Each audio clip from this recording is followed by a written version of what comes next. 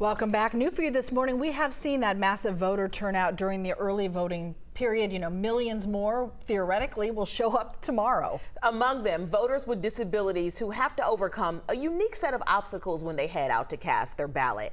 Ariana Manish joining us live in Atlanta this morning. So Ariana, you talked with a group of people in Georgia who are making that extra effort to get voters with disabilities to the polls. This is something a lot of people may not think about, so this is truly special for that group.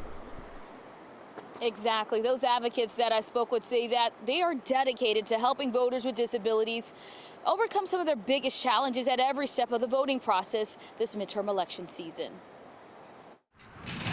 This election season, James Butler is on a mission to get out the vote. Accepting the fact that you do have that right and exercise that right. Butler is a community connector with the organization Save My Vote, which works to increase turnout among voters who are disabled. I think those are the groups that our society don't do a good job at giving them voice.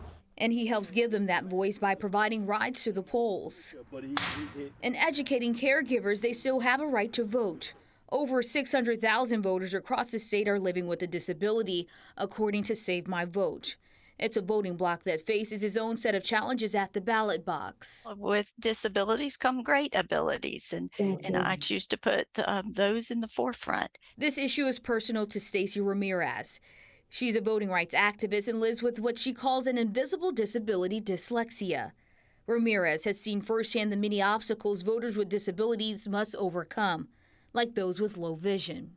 In Georgia, specific to people who are blind, you have no privacy when you're voting because it's all visual, right? Think about going into your polling location and you're going to touch the screen.